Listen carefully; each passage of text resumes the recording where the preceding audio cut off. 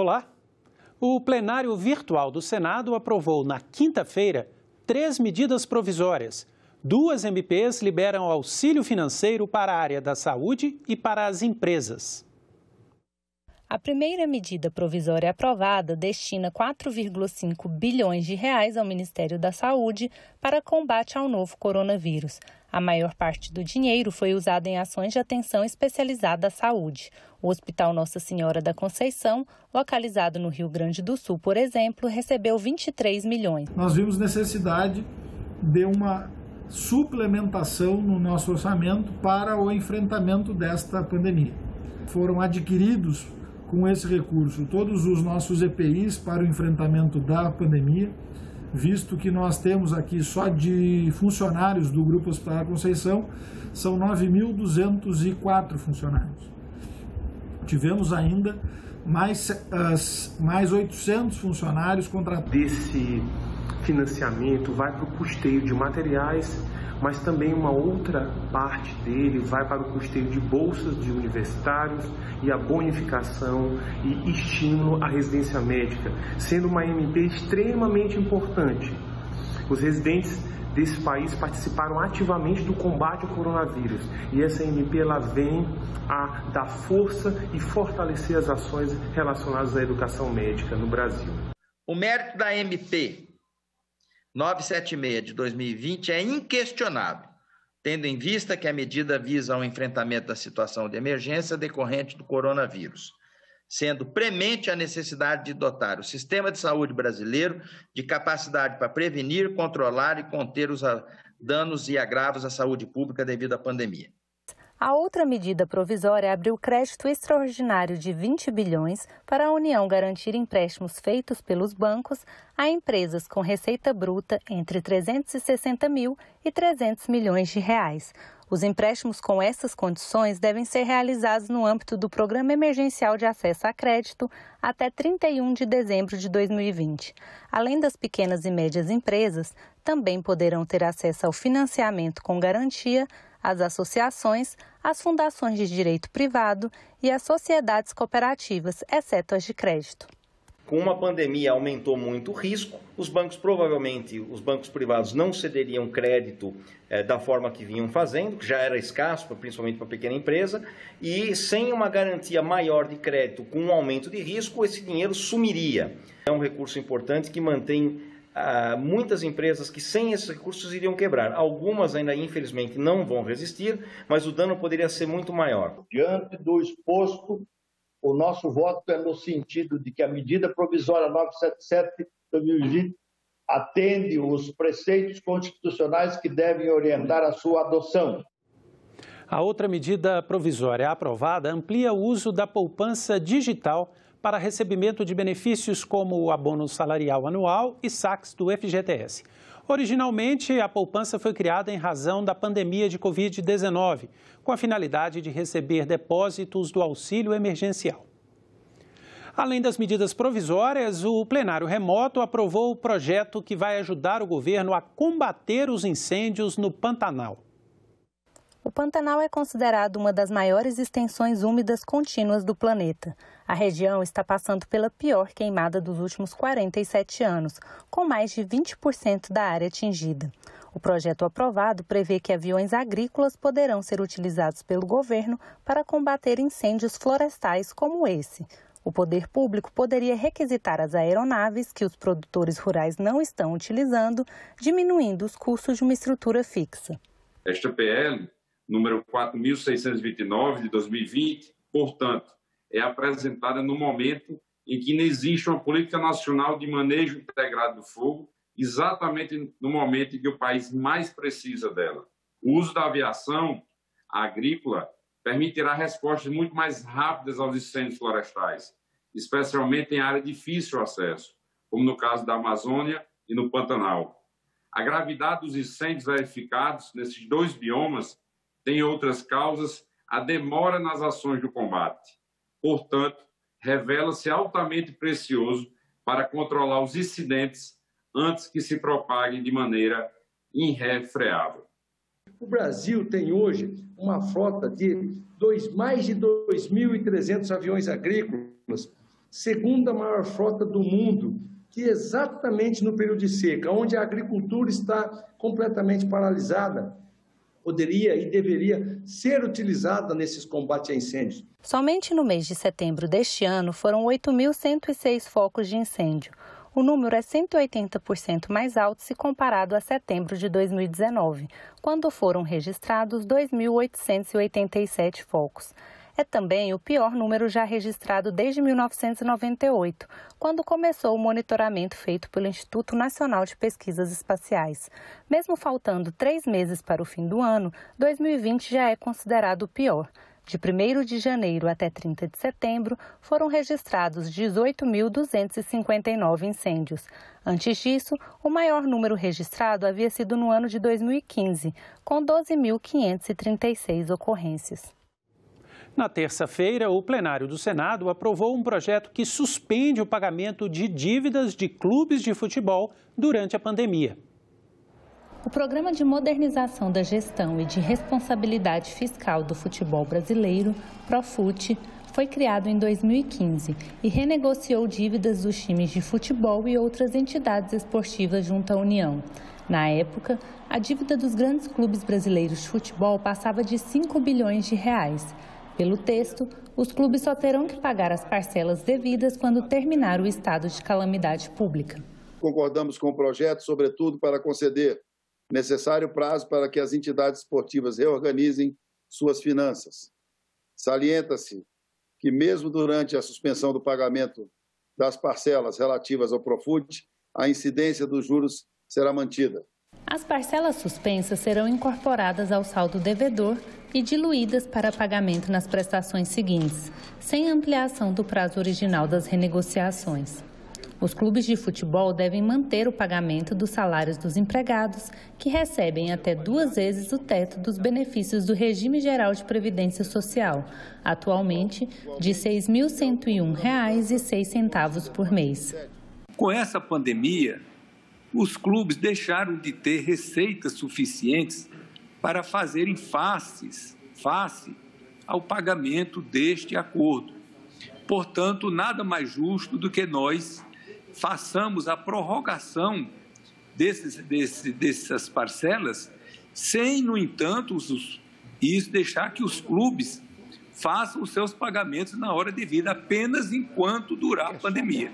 Pela proposta, os atletas não poderão pedir rescisão de contrato em caso de atraso de FGTS e contribuição previdenciária dos clubes, por até 180 dias após o fim do estado de calamidade pública. O texto também autoriza que entidades desportivas celebrem contratos de trabalho com atleta profissional por prazo mínimo de 30 dias em 2020 ou enquanto durar a calamidade pública. Atualmente, esse prazo é de 3 meses. A Justiça Federal do Rio de Janeiro suspendeu a resolução do Conselho Nacional do Meio Ambiente que poderia comprometer a proteção de restingas e manguezais no Brasil. Vários senadores comemoraram a decisão. A decisão da Justiça do Rio de Janeiro foi uma resposta à ação popular movida contra o Ministério do Meio Ambiente e o ministro Ricardo Salles. Na liminar favorável, a juíza Maria Amélia de Carvalho, da 23ª Vara Federal, justificou que a decisão do Conselho Nacional do Meio Ambiente traria um evidente risco de danos irrecuperáveis ao meio ambiente. Na última segunda-feira, o CONAMA, que desde o ano passado teve a participação popular reduzida, votou pela suspensão de 2 resoluções do próprio Conselho que delimitavam áreas de proteção permanente dos manguezais e restingas no litoral brasileiro. Isso restringia o desmatamento e a ocupação dessas áreas. As regras valiam desde março de 2002. Depois da omissão absurda no desmatamento na Amazônia e nas queimadas do Pantanal, o governo federal agora derruba normas de proteção de áreas de preservação permanente e libera manguezais e restingas para especulação imobiliária. O ministro do Meio Ambiente quer transformar esses locais em resorts de luxo e fazendas de carcinicultura. A decisão tinha provocado muitos protestos de ambientalistas e parlamentares que comemoraram a liminar concedida pela Justiça Carioca. Pelo Twitter, senadores elogiaram a decisão. O senador Randolph Rodrigues disse que foi uma vitória do meio ambiente a restauração da proteção às restingas e manguezais. O senador Fabiano Contarato, que é presidente da Comissão de Meio Ambiente do Senado, também ressaltou que foi uma vitória não só do meio ambiente, mas de toda a sociedade. A sessão do Congresso que aconteceria nessa semana foi cancelada. Não houve acordo para análise do veto presidencial à prorrogação da desoneração da folha de pagamentos, considerada por muitos parlamentares essencial para a preservação de empregos durante a pandemia. A liderança do governo busca uma alternativa para resolver o impasse. A desoneração da folha de pagamento faz parte do Programa Emergencial de Manutenção de Emprego e Renda, sancionado no começo de julho. Segundo o texto aprovado pelo Congresso, essa desoneração seria prorrogada até o fim do ano que vem, mas o presidente Jair Bolsonaro vetou esse trecho, mantendo a validade até dezembro de 2020. O benefício permite que empresas de 17 setores que empregam mais de 6 milhões de pessoas calculem um imposto patronal para o INSS com base no percentual do faturamento, de 1% a 4,5% da receita bruta. Normalmente, o pagamento tem que ser de 20% sobre os salários dos funcionários. A prorrogação até 2021 torna necessário um corte de quase 5 bilhões de reais em despesas orçamentárias para o próximo ano. Entre os setores beneficiados estão a indústria têxtil, de calçados, construção civil, transporte rodoviário e ferroviário e call center. Alguns parlamentares argumentam que a retirada dos incentivos a partir do próximo ano vai provocar aumento do desemprego. O líder do governo no Congresso busca um entendimento. A alternativa é aprovar um dispositivo constitucional que constará da PEC do senador Márcio Bittar, mas que também deixa aberto o diálogo a respeito do veto. Portanto, a desoneração é matéria convergente. O secretário especial de Fazenda sugeriu que o Congresso aprove reformas para conter os efeitos fiscais dos gastos extraordinários com a pandemia. Ele participou da comissão mista de senadores e deputados que acompanha as ações do poder público relacionadas à Covid-19. O secretário especial de Fazenda, Valderir Rodrigues Júnior, informou que o governo federal já investiu 607 bilhões de reais para enfrentar a pandemia, um número acima da média dos países avançados e em desenvolvimento. Nós estamos buscando, da forma mais célere e transparente, o combate ao coronavírus num valor substancial, 8,4% do PIB, mas com zelo para que esse gasto tenha efetividade e nós tenhamos esses gastos contidos em 2020, durante o período da calamidade, até porque o Brasil já gasta muito e em alguns segmentos não gasta bem, gasta mal. Foram gastos até o momento 321,8 bilhões de reais com o auxílio emergencial, 60,19 com a ajuda aos estados e municípios, 51,6 bilhões com o benefício emergencial de manutenção do emprego e da renda, 27,9 bilhões com o Programa Nacional de Apoio às Microempresas e Empresas de Pequeno Porte, e também 2,5 bilhões de reais para investimentos em vacinas contra o coronavírus. Todos os gastos podem ser acompanhados no site Tesouro Transparente. O secretário de Fazenda disse que a maioria das pesquisas indica a confiança dos setores na recuperação da economia, mas o nível de endividamento do país em relação ao PIB está crescendo. Por isso, ele defendeu reformas. A continuidade dos programas de concessão e privatização, o Pacto Federativo, liberalização comercial, redução de subsídios, a reforma administrativa que já foi enviada, a reforma tributária, uma parte já foi enviada, uma outra parte será enviada brevemente, será comunicada pelo Ministério da Economia, o ministro Paulo Guedes, num momento apropriado, o novo marco legal do trabalho e a autonomia do Banco Central. Final de semana com estreia do programa Eco Senado, tem sempre novidades ligadas com a preservação do meio ambiente e o desenvolvimento sustentável. E nesse final de semana não vai ser diferente. Veja na coluna Momento Eco alguns destaques da edição de outubro do programa com o jornalista César Mendes. Você sabia que as plantas medicinais podem ser um importante aliado nesse período de pandemia? para reforçar o sistema imunológico, auxiliar no tratamento das doenças do aparelho respiratório e até mesmo combater a insônia e a depressão, males frequentes nesse longo período de isolamento social que nós atravessamos. Uma cartilha elaborada por pesquisadores do Departamento de Farmacologia da Universidade Federal de Minas Gerais orienta o grande público para o uso correto e consciente dessas plantas durante a pandemia de coronavírus. Exemplos de plantas medicinais do sistema respiratório que pode ser utilizado durante esse momento de pandemia é o guaca.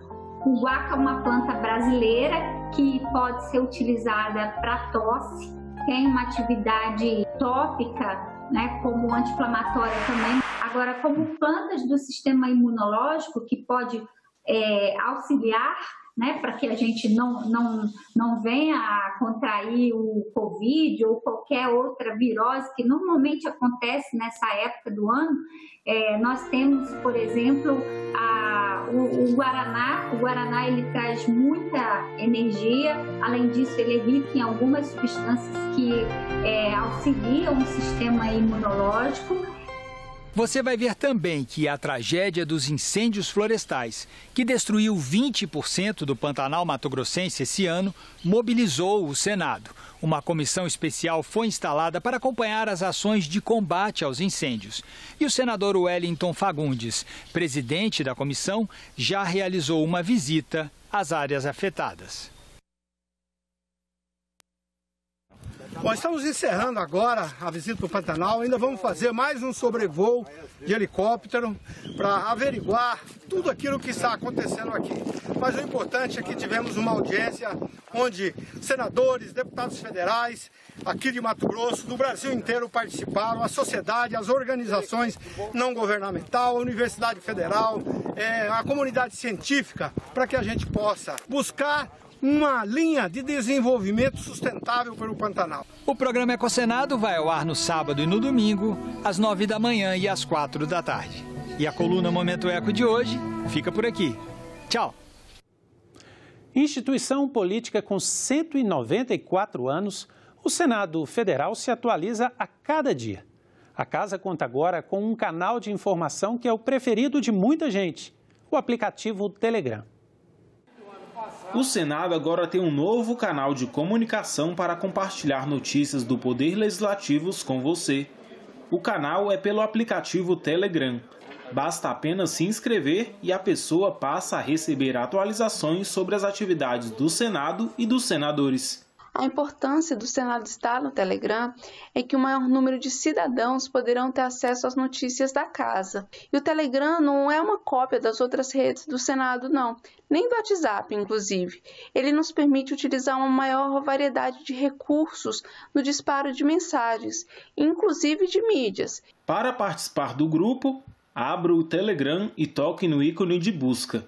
No espaço em branco, digite Senado Federal. O aplicativo faz uma busca global com o nome listado. Clique no grupo com a imagem em azul com a cúpula do Senado. Já são mais de 2.000 pessoas inscritas para receber atualizações sobre as atividades do Senado Federal através do aplicativo. Participando do grupo, você irá receber informações sobre assuntos discutidos no Senado, com links, vídeos, áudios e textos explicativos. E você, vai ficar de fora dessa? O Telegram é uma espécie de EAD, é um ensino à distância, porque lá não é um campo de batalha, não é nada daquilo que você vê nos outros aplicativos.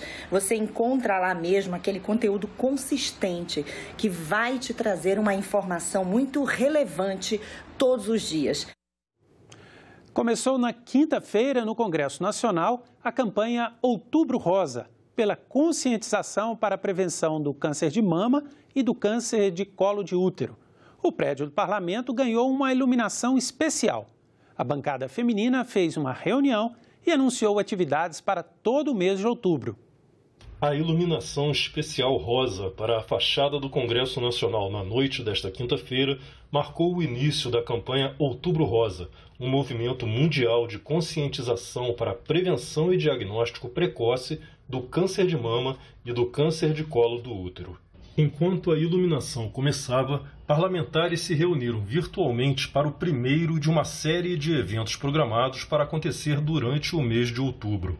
Com o advento da pandemia do Covid-19, o sentimento de pânico e o medo de se expor ao coronavírus tem provocado que muitas mulheres deixem de dar a devida atenção a problemas que demandam cuidados sérios, como câncer de mama, de colo de útero ou de outras doenças crônicas.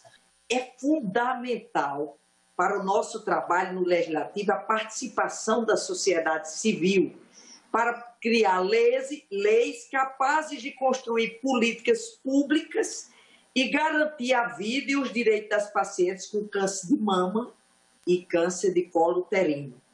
Até o dia 30, o Outubro Rosa do Congresso Nacional vai ter 4 ciclos de debates com os temas organizados em painéis, rodas de conversa com profissionais de saúde, projeção de frases de conscientização e campanha de doação de lenços, toucas, bonés, perucas e apliques para pacientes em tratamento contra o câncer. O tema do Outubro Rosa neste ano é A Saúde a um Toque de Atenção. Essa edição do Senado Notícias Revista termina aqui. Você pode rever todas as reportagens na nossa página na internet, senado.leg.br/TV. Obrigado pela companhia e continue sintonizado na TV Senado.